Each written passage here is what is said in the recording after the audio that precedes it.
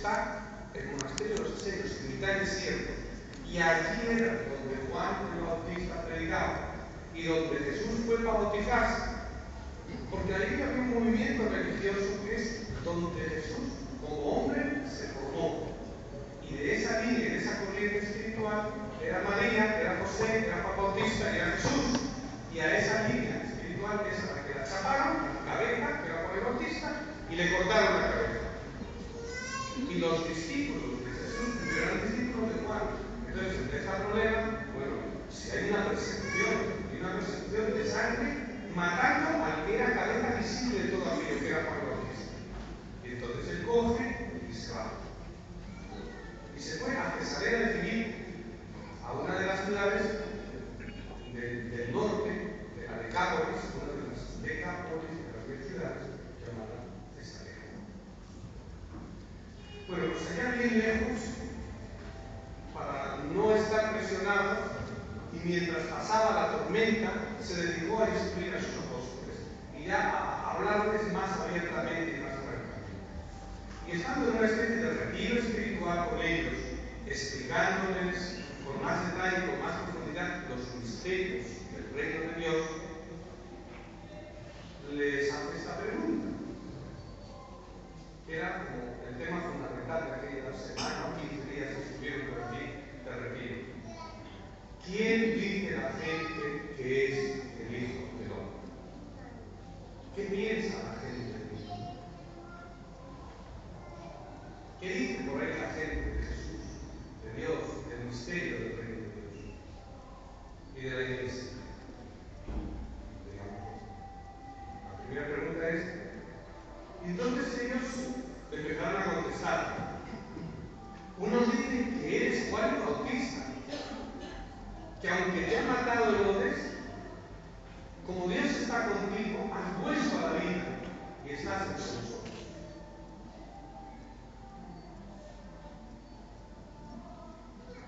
Entonces le consideran como, bueno, pues es que Juan no se ha ido, es que Juan sigue con nosotros, es que Dios estaba con Juan y por eso, aunque lo mataron, vive. Otros dicen que es Elías. Elías era el símbolo del profeta por excelencia, porque fue el profeta con gran poder, en el que la mano de Dios estaba con él, que hizo cosas extraordinarias. A mí me nos cuentan 1000 historias del profeta Elías, perdón. Entonces tú eres no un profeta cualquiera, eres el gran profeta que había de venir, el que esperábamos, el otro Elías, el nuevo Elías. Otros dicen que eres Jeremías, uno de los... Bueno, entonces, aquí entramos dentro del misterio que tenemos que desvelar. El misterio, fundamentalmente, resumiéndolo, viene a ser este. Oiga, ¿alguno de ustedes ha visto a Dios? ¿Alguien ha visto a Dios? Por su propia naturaleza, Dios es invisible. Y el que diga que lo ha visto está mintiendo. Y el que diga que lo ha visto o miente o está rayado, porque a Dios nadie lo ha visto jamás ni lo puede ver. Esto es claro en la Biblia, esto es claro en la tradición cristiana. Dios es trascendente, está más allá. Nadie jamás lo ha visto. Y cuando me digan he visto a Dios, siento a Dios, hablo con Dios, mentira. Nada de eso es realidad. A Dios nadie lo ha visto, ni lo puede ver jamás. Dios es misterioso, Dios es trascendente, Dios no tiene nada que ver con este mundo, es distinto del mundo. Entonces, ¿cómo llegamos a Dios?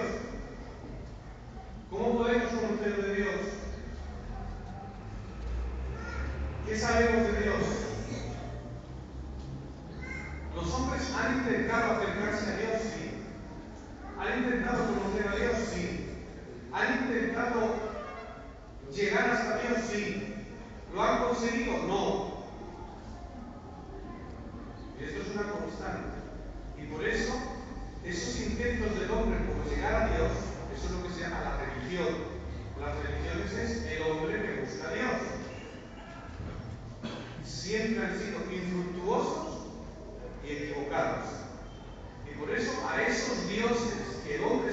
inventado, porque cuando el hombre con su imaginación ha intentado conocer a Dios, se ha inventado dioses, y por eso hay tantos dioses que se han inventado los hombres. La Biblia los llama monstruos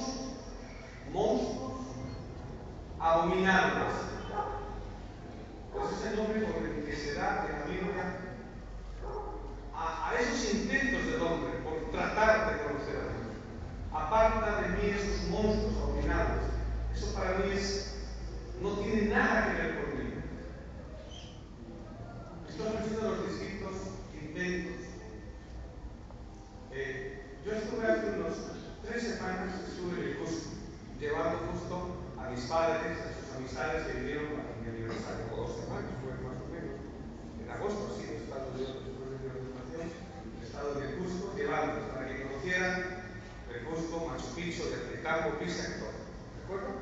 Pues miren, yo conozco bastante de lo que son las culturas antiguas del Perú, porque me he dedicado a estudiar la pasada. Ollantaytambo, para el mundo inca, es lo que para nosotros es Belén o Jerusalén.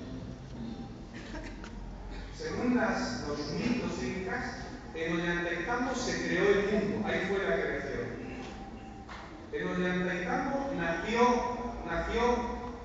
el hijo del sol, que es el Inca, ahí fue la encarnación. Ahí es donde están, es como la ciudad sagrada del mundo. O sea, la ciudad sagrada, lo que para nosotros es Belén o Jerusalén, para la mitología inca era Jerusalén. Y ahí están todos sus dioses, era como la ciudad de los dioses. Y entonces hay un montón de templos. El primero es Viracocha, que es un cerro que tiene así como forma de un hombre adusto, con una corona encima, y que tiene como un gran saco. Esa es la forma que tiene ese cerro. Y ese cerro que era Viracocha, que es el Dios creador, que nosotros llamamos el creador. Enfrente está la ciudad sagrada, que tiene forma de llama, y que está dedicado al dios agua, porque según su mitología, si un niño le preguntaba ¿por qué? Porque las lluvias saben que son 3 meses al año y luego el resto del año no hay agua. Y si el niño le preguntaba a su papá ¿por qué ahora no llueve? El papá le decía porque la llama se ha ido al mar a recoger el agua. Y luego llega el mes de diciembre, el mes de febrero y empieza a llover. Y el niño se le preguntaba ¿y por qué llueve? Porque la llama está escupiendo el agua.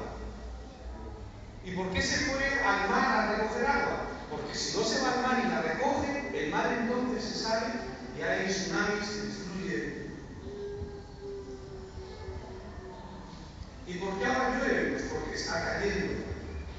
Bueno, entonces, para ellos el dios del agua era la llama, el símbolo de esa, la figura de los intercambios en forma de llama. Bueno, luego tienes, los incas tenían un montón de dioses, y en el Coricancha, que esto ya está en Cusco, era como el templo mayor de la ciudad de Cusco, porque la ciudad sagrada era Ollantaytambo, pero en Cusco tenía el Coricancha. Cancha significa pues campo, la cancha, y Cori significa oro, porque estaba todo lleno de oro ese templo, porque ahí estaban todos los dioses.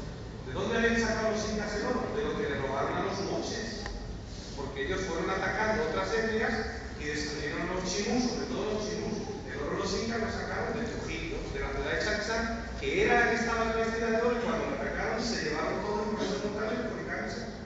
¿Y de dónde lo sacaron los chimus? Pues lo habían heredado los moches antiguos. Bueno, no nos metamos ahora en historia. Aquel templo era el Coricancha, y ahí había 9 dioses, que todavía se conservan sus templos. Son templos chiquitos, pero es una gran cancha de entrar con 9 templos alrededor. Estaba el templo del sol, el templo de la luna, el templo del rayo, el templo del trueno, el templo del relámpago, el templo del agua, el templo, en total 9. Estaban los 9 templos, que eran las divinidades principales. Entonces, así era como ellos creían. Y bueno, entonces, ¿qué tiene que ver esto con Dios? Habían confundido los fenómenos de la naturaleza